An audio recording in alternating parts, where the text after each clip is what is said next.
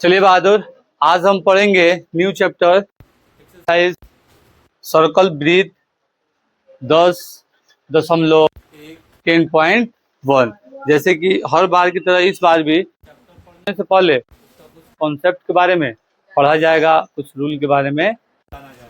चलिए, ब्रीथ के अंदर सबसे पहला हमारा रहेगा कॉन्सेप्ट का स्पर्श रेखा और स्पर्श रेखा tangent line.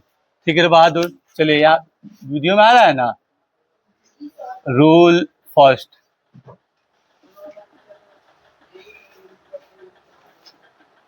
Line tangent line, इसे बोलते हैं हिंदी में स्पर्श रेखा। ये स्पर्श रेखा क्या होता है बाबू? स्पर्श रेखा टेंजेंट लाइन क्या होता है? तो देखिए, स्पर्श रेखा टेंजेंट लाइन हम आप लोग को यहाँ पे सर्कल का फिगर बना के लाइन खींच के बता देते हैं कि हमेशा के लिए याद रहे, तो जिंदगी भर के लिए। मान लीजिए कोई सर्कल है, कौन सी है? सर्कल है। अब सर्कल के कोनों आए बाएं दाएं ऊपर नीचे किधरों से कोई एक लाइन एक पॉइंट को टच करके निकलता हो, एक पॉइंट को टच करके निकलता हो, उसे हम बोलते हैं टेंजेंट स्पर्श रेखा, टेंजेंट लाइन। चाहे वो कहीं से निकले, यहाँ से निकले, यहाँ से निकले, यहाँ से निकले, यहाँ से निकले, क्रॉस निकले, कहीं से निकले, दिक्कत नहीं है। ऊपर नीचे आए दाएं कहीं से लिखे, हम लिखे कि बस एक जगह एक लाइन पे एक पॉइंट पे टच करके वो लाइन बस मतलब दूसरा डायरेक्शन में जा रहा है, इसका मतलब वो लाइन है। इस ब्रीथ का ये लाइन है और स्पर्श रेखा और स्पर्श लाइन टेंजेंट लाइन। और इस पॉइंट को बोलते हैं रे बाबू, इस पॉइंट को बोलते हैं पॉइंट ऑफ टेंजेंट। जैसे स्पर्श बिंदु और स्पर्श बिंदु, इसे कौन सी बोलते हैं? स्पर्श बिंदु। याद रहेगा, स्पर्श रेखा जो पॉइंट पे टच करके आगे निकलता है उस वही बिंदु को स्पर्श बिंदु हम लोग क्या कहते हैं? कहते हैं स्पर्श बिंदु। दूसरा टॉपिक रहेगा सेकंड रेखा। दूसरा रूल नंबर सेकंड लिख देते हैं, rule number second, rule second, second line मतलब ये होता है छेदक, हिंदी बोलते हैं छेदक रेखा। ये छेदक रेखा क्या है? मतलब ब्रीथ को आर पार कर दे। जैसे मान लीजिए बाबू कि यहाँ हमारा सर्कल, ये पॉइंट, यहाँ से एक लाइन निकल गया, यहाँ से एक लाइन निकल गया, मतलब वैसा लाइन जो ब्रीथ को 2 पॉइंट पे काटती हो। कितना पॉइंट पे? 2 पॉइंट पे काटती हो, मतलब एकदम ए पार से ओ पार, चाहे कोनो कोना से निकले वो दिक्कत नहीं है। जैसे ये कोना से निकल कोनो कोना से निकले दिक्कत नहीं है, वैसे ही सेम ये भी कोनो कोना से निकले दिक्कत नहीं है, बस एक जगह से निकली तो दिक्कत है। कहाँ से? जब सेंटर से होके निकली तो रेडियस हो जाएगा। कौन सी हो जाएगा? रेडियस। वो हमारा ये छेदक रेखा नहीं होगा। ठीक है, याद रहेगा। चलिए, अब तीसरा नंबर टॉपिक रहेगा हमारा स्पर्श रेखा की संख्या। यहाँ लिख सकते हैं 3 नंबर, रुकिए। रूल थर्ड, और स्पर्श रेखा की संख्या, स्पर्श रेखा की संख्या। स्पर्श रेखा की संख्या मतलब number of tangent line, number of tangent line मतलब एगो ब्रीथ पर हमी के टेंजेंट लाइन कितना खींचल जा सकता, स्पर्श रेखा कितना खींचल जा सकता। तो आप ही लोग सोचिए कि इस ब्रीथ पे कितना लाइन खींच सकते हैं। यहाँ पर भी खींच सकते हैं, यहाँ पर भी, यहाँ पर भी, यहाँ पर भी, यहाँ पर भी, यहाँ पर भी, मतलब अनंत लाइन खींच सकते हैं। कितना खींच सकते हैं? अनंत। तो यहाँ आराम से हमारा हो जाएगा बाबू अनंत। यहाँ लिख देते हैं अनंत। ठीक है, याद रहेगा। चलिए, रूल नंबर 4 के अंदर, रूल नंबर 4 क्या अभी बताए अभी बताए रहे बाबू साहब, तो नहीं कि हम लोग के पास अगर एक ब्रीथ हो, उस ब्रीथ पे कितना स्पर्श रेखा को खींचा जा सकता है। चाहे एग्जाम में पूछ दे, चाहे बुक में पूछ दे, चाहे कोई आदमी पूछ दे, तो हम धड़ाक से याद करेंगे कि ब्रीथ पर तो हर एक जगह खींचा जा सकता है। साइडे में करना है, कहीं कहीं छोटा छोटा खींच सकते हैं, इसका मतलब उसका संख्या होगा अनंत। उसका संख्या होगा बहादुर अनंत। अब जानेंगे number of parallel tangent line, मतलब समानांतर रेखा, समानांतर स्पष्ट रेखाएं, समानांतर स्पष्ट रेखाएं की संख्या। चलिए यहाँ लिख देते हैं कि समानांतर स्पर्श रेखा की संख्या। स्पष्ट रेखा कर रहा है, ये क्या था, खाली स्पष्ट रेखा था, और ये क्या कर रहा है, समानांतर स्पष्ट रेखा। कि जब रहे तो एक दूसरे के कौन सी रहे, समानांतर रहे, एक दूसरे जैसा रहे, एक दूसरे जैसा रहे। तो यहाँ देखिए, अभी देखिए, अब ऊपर अगर खींचे एक लाइन तो इसका समानांतर नीचे जाएगा, इसका समानांतर नीचे जाएगा ना। अगर यहाँ खींचे तो इसका समानांतर कहाँ जाएगा, यहाँ जाएगा। मतलब एक वृत्त पे समानांतर स्पष्ट रेखा पैरेलल टेंजेंट लाइन सिर्फ दो हो सकता है। कितना हो सकता है, दो। कितना हो सकता है बहादुर, सिर्फ दो हो सकता है, उससे ज्यादा तो नहीं हो सकता है।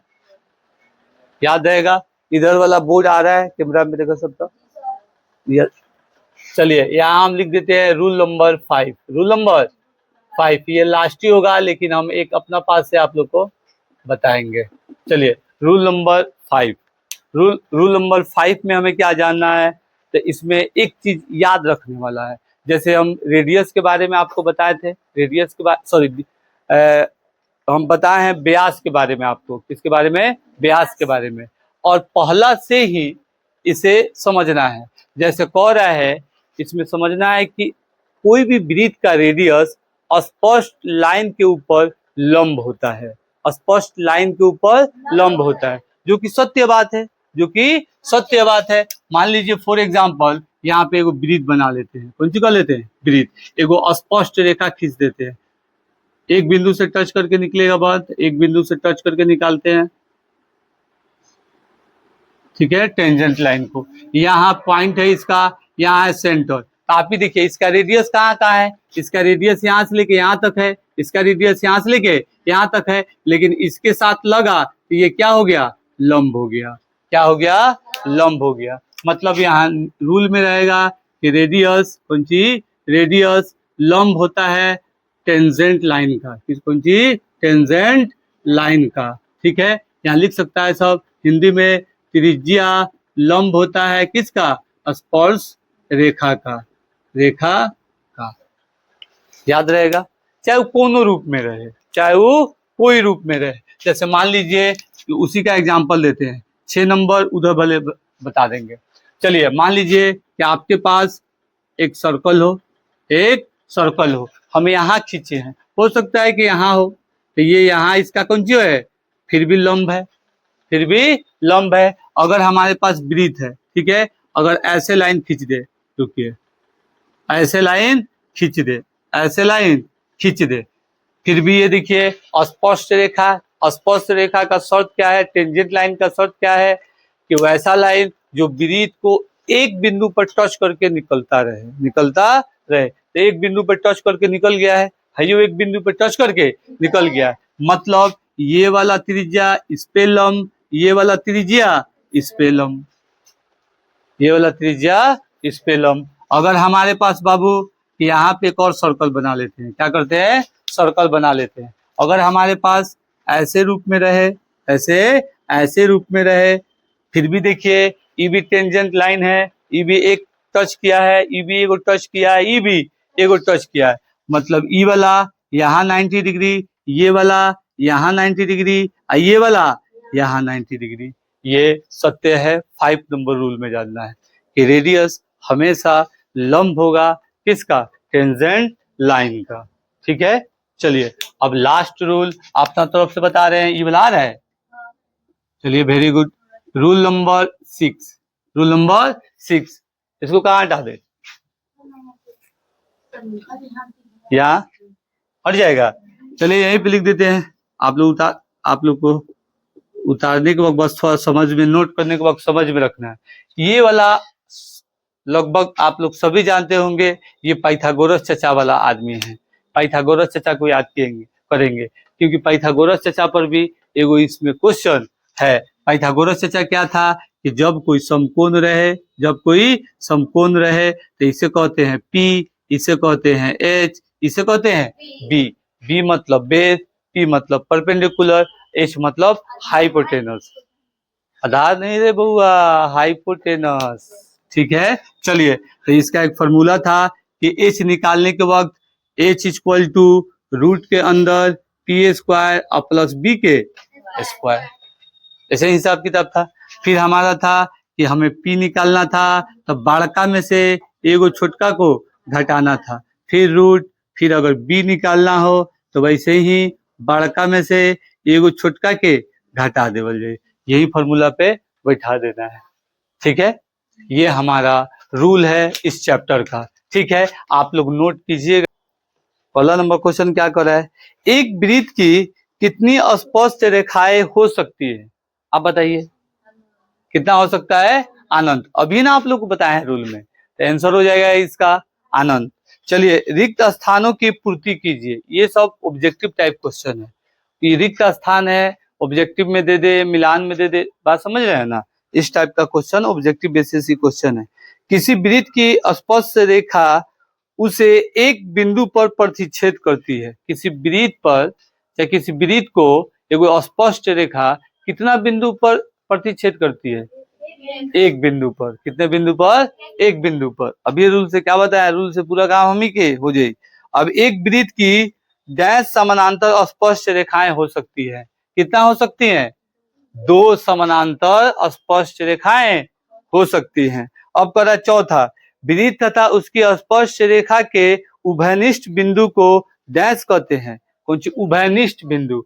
देखिए समझिए क्या कर रहा है। आप लोग का सर जब ऊपर आ गया तो हम समझ गए कि आप लोग कहना क्या चाह रहे हैं।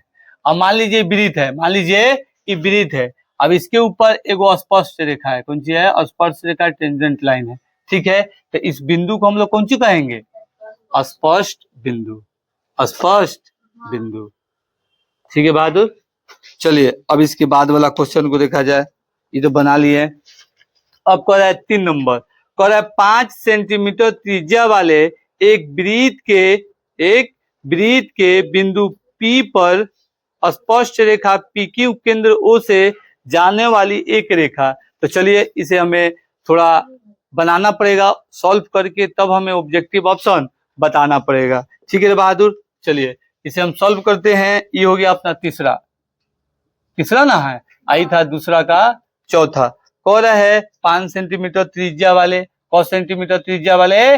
5 सेंटीमीटर त्रिज्या वाले। तो यहाँ त्रिज्या मान लीजिए रख देते हैं 5 सेंटीमीटर। कितना रख देते हैं?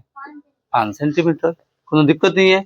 चलिए आगे कह रहा है एक वृत्त के बिंदु P पर स्पष्ट रेखा, एक वृत्त के बिंदु P पर स्पष्ट रेखा। तो आप ही बताइए P बिंदु किसको दे देंगे? इसे, क्योंकि स्पष्ट रेखा का बात इसी पे हो रहा है। स्पष्ट रेखा का बात किस पे? इसी पे हो रहा है, इसी पे हो रहा है। अब कह रहा है पर स्पष्ट रेखा PQ केंद्र O से, PQ तो इधर वाला मिटा देते हैं। काहे रे बाबू? बढ़ाते नहीं है, मतलब O मतलब सेंटर होता है हमेशा। एगो Q यहाँ बना देते हैं और इसे यहाँ मिला देते हैं, यहाँ मिला देते हैं। O के जाने वाली रेखा कितना दिया है? OQ 12 सेंटीमीटर दिया है। कितना? 12 सेंटीमीटर दिया है, यही ना कर रहा है। तो PQ मतलब B। कौन सी निकालना है? B। कौन सी निकालना है बहादुर? B। चलिए बना लेते हैं आराम से। क्या कह रहा है? B। तो B के लिए होता है रूट के अंदर बड़का वाला माइनस एगो छोटका वाला। अब H कितना है बाबू? 12 के स्क्वायर माइनस 5 के स्क्वायर, यही ना कह रहा है। ये हो जाएगा 144 और माइनस 25 इक्वल टू, माइनस कर देते हैं। ये हो जाएगा 14 में से 5 जाएगा 9, 13 में से 2 जाएगा 11। ऑप्शन डी देखिए, ऑप्शन डी देखिए। ठीक है सर।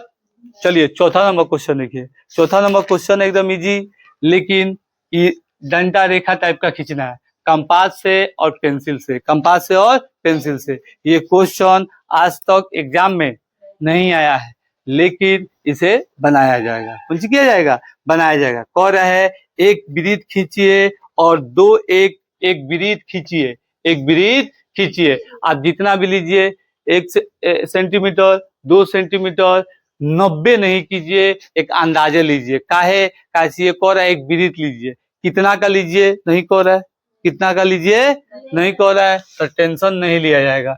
चौथा नंबर क्वेश्चन कह रहा है देखो वृत्त का खींच दिए, ठीक है। चलिए उसके बाद कह रहा है एक दी गई रेखा के समानांतर दो ऐसी रेखाएं खींचिए कि उनमें से एक स्पर्श रेखा हो तथा दूसरी छेदक रेखा हो।